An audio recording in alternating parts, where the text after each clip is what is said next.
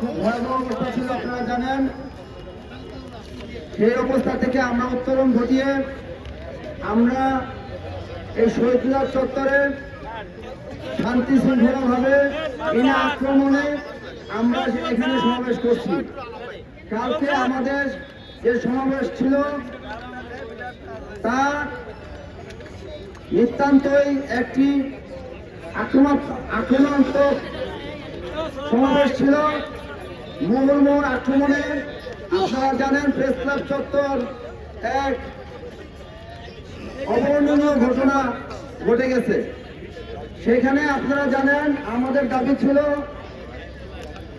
শান্তিপূর্ণ দাবি। আমরা 20% হাউস রেন্ট দিতে হবে, 1500 টাকা আমাদের মেডিকেল ভাতা দিতে হবে। সেই দাবিতে আমরা অবস্থান নিয়েছিলাম। সেই জায়গায় আমরা কোনো প্রকার ভাঙচুর নাশকতা কোনো কিছুর মধ্যে জড়িত ছিলাম না। কিন্তু এই মাসুদ এসি আমাদেরকে বিতর্কিতভাবে অতর্কিতভাবে আমাদের উপর আক্রমণ চালিয়েছে।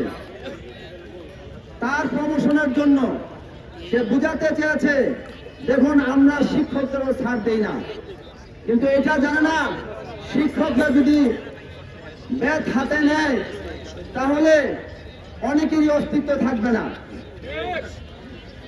সুতরাং আমরা সেদিন 100% ধৈর্যের পরিচয় দিয়েছিলাম।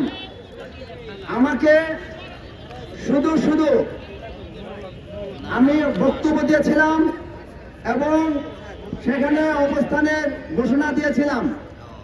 সেই অপরাধে এবং দাবির সাথে একমত পোষণ করেছিলাম। এই জন্য আমাকে এসি মাসুদ এর নির্দেশে ডিসি নির্দেশে আমাকে পুলিশ টেনে হেসড়ে ধরে নিয়ে গাড়িতে উঠেছে।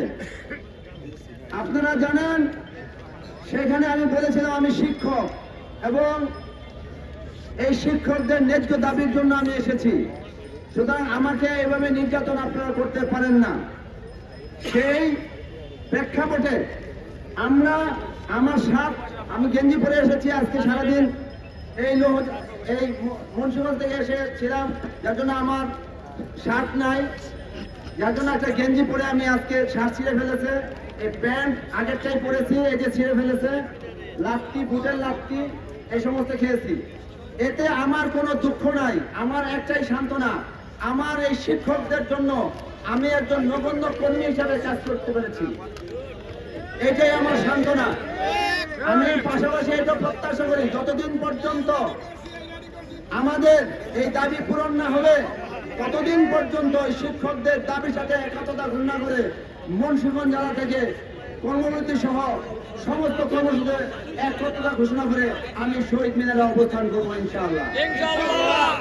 আপনারা জানেন কালকে আমি বলতে চাই মাননীয় সরকার বাহাদুরকে, কালকে আক্রমণ করে আজকে আপনারা কি দেখলেন?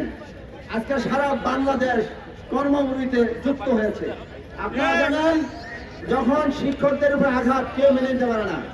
আমার প্রায় 5000-এর বেশি ফলোয়ার সারা বাংলাদেশে এমনভাবে ফলো করেছে, এমনভাবে পোস্ট দিয়েছে যে ধর্ম মত নির্বিশেষে সকলেই এই আমাদের প্রতি যারা আমরা শিক্ষকরা আমাদের আঘাত করেছে বিনা অপরাধে এই পুলিশ বাহিনী, এই পেটুয়া বাহিনী তাদেরকে ঘৃণা করে প্রত্যাখ্যান করেছে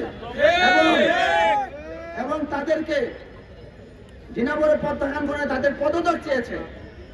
এটা কোনো আমাদের অযথা না, এটা আমাদের অর্জন যে শিক্ষকরা আমরা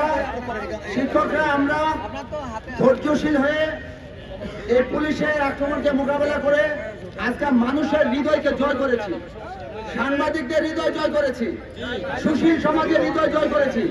এখন মুখে শুধু এই শিক্ষকদের ন্যায্য দাবি পূরণ করতে হবে, এটা বাতাসে আকাশে ভেসে বেড়াচ্ছে। এখন শুধু কিছু আমলাতান্ত্রিক জটিলতার কারণে আমাদের 20% আটকে গেছে, আর নতুবা কোনো জায়গায় কোনো প্রকার বাধা বিঘ্ন নাই। শুধু আমলাতান্ত্রিক জটিলতার কারণে তাদের অতি উৎসাহী মনোভাবের কারণে আমরা 20% থেকে বঞ্চিত হচ্ছি। আপনারা হতাশ হবেন না।